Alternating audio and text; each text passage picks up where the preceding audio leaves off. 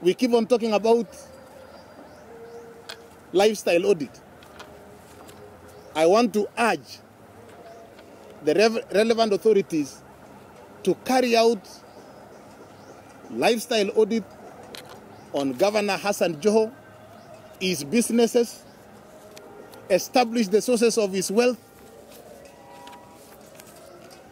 confiscate the property that was acquired from the proceeds of drug trafficking, and let that money be used to set up rehabilitation centers in this republic to rehabilitate the many young people whose lives have been destroyed courtesy of these narcotics.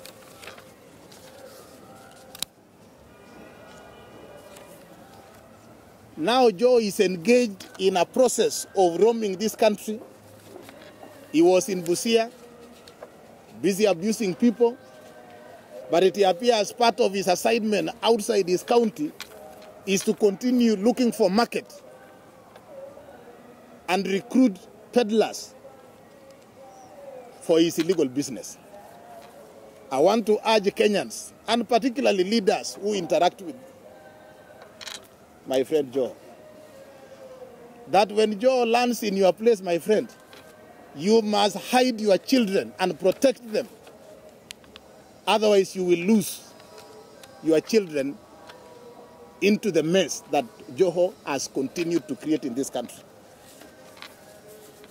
I want to tell Joe that I am a trained lawyer.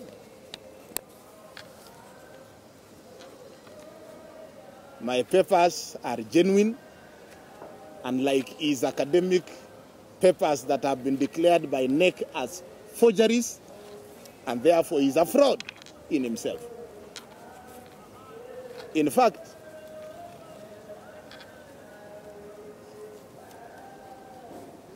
it shocks anybody that Joho has continued to enjoy the privilege of being called a governor and presiding billions of money, public money, belonging to Mombasa County, when the Constitution is clear that for you to become a governor, you must have as a minimum qualification a degree. There is no miracle in this country or anywhere else where somebody whose KCSE documents are forgeries can be able to acquire a degree. NEC confirmed the same. What I am asking DCI and DPP, are there sacred cows in this republic? Why has Joe not been prosecuted for fraud relating to his academic papers? With a renewed vigor, and I know the issues came up when the new DCI was not in office, when the new DPP was not in office, but with a renewed vigor to fight corruption in this country, Joho should have been the first person to be dealt with and be made to return all the salary that he has earned in Mombasa County on account of being the governor for Mombasa, yet he has no qualifications to be the governor for Mombasa.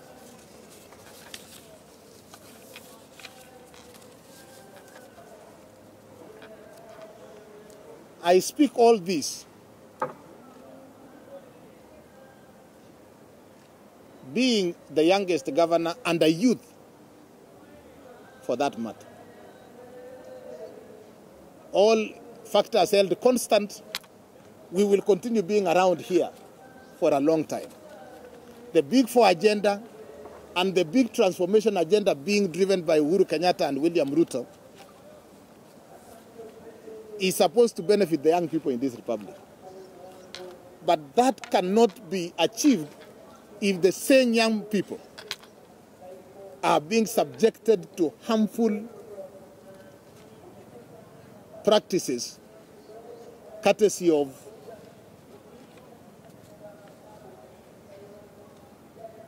drug trafficking that has invaded this country.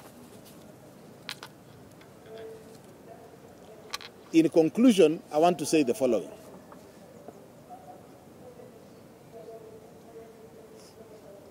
And this is to Joho. That in the letter you wrote to me, you are asking for evidence and witnesses to prove my claims. I want to tell you that I am assembling those evidences and witnesses. But of course, I am not going to present to you, because we must protect, we know what you are capable of. We must protect any witness and protect the integrity of the evidence that we have. But I will be able to present that to DCI. I will be able to present that to EACC. We also know that drug trafficking is an international criminal offense. And we have institutions internationally given the responsibility to tackle drug trafficking. We will take this evidence all the way to Interpol. I am told you wrote a letter to Interpol. My friend, Interpol is not Kongowea police station. If you are serious, my friend, take the next flight and go to Interpol. If you come back, come and shake my hand. We do a handshake with you. So we will present the information that we have to those authorities to deal with it. Secondly, on the issue of defamation, we are ready, my friend. Telling me to apologize. I want to ask Kenyans. The person raising genuine concern relating to issues affecting our country, more so the youth of this country,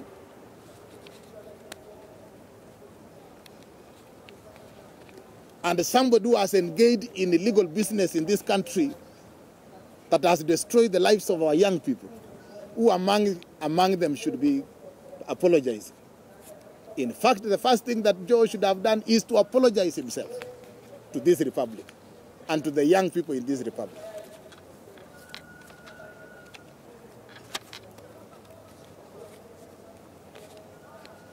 We will not rest until this matter is brought to book. As a governor, I speak for myself. Joe clearly told us in Busia that he takes firm and clear instructions without questioning from Baba Yake. And therefore, I want to tell you, if you are a goon for hire, whether for your party leader or for anybody else, don't imagine that everybody is a goon for hire like yourself. I speak for myself. As a Jubilee governor, the only offense that we generally agreed as a country to forgive under the handshake arrangement was the possible treasonable action by Raila Odinga to swear himself as a people's president. That was the only thing that was forgiven. But drug trafficking is an offense that under the handshake, it is part of what we must fight to restore national ethos that was part and parcel of the handshake. Therefore, I'm telling my friend, bring it on. We are ready for you. We must free this country from drug trafficking. This is a cause. As a youthful governor, I am prepared to fight to its logical conclusion. I am not going to be diverted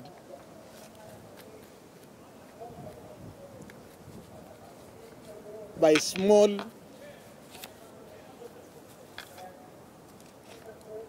side issues being raised. In this process, we must be able to focus.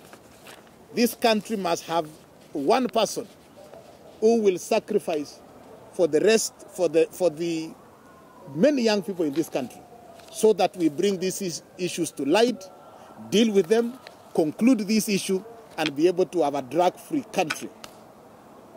Then be able to prepare this country for the transformation being taken over by the young people in our republic.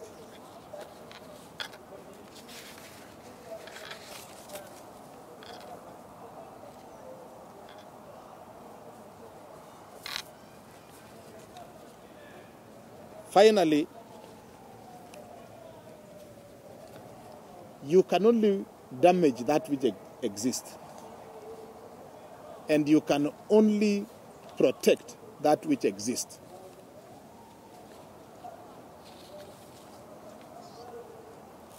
With the confirmation by NEC that Hassan Joho's academic papers were forgeries, Joho lost his reputation.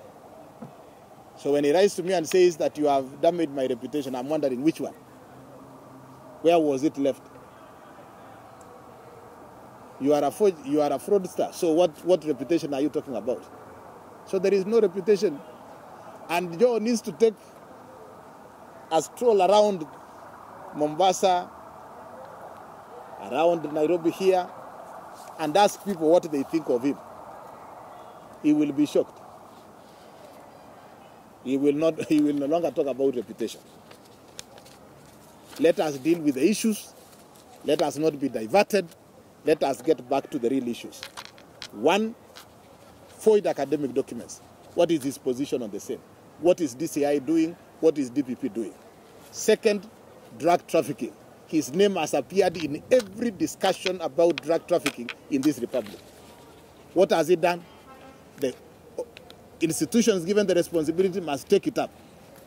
Failure to which we will be able to provide additional evidence to DCI, DPP, EACC, but more importantly, we will take it to where the Akasha brothers. Since we have realized that that is very effective, we will take our additional information. Of course, we know that Interpol and those international agencies already have the information.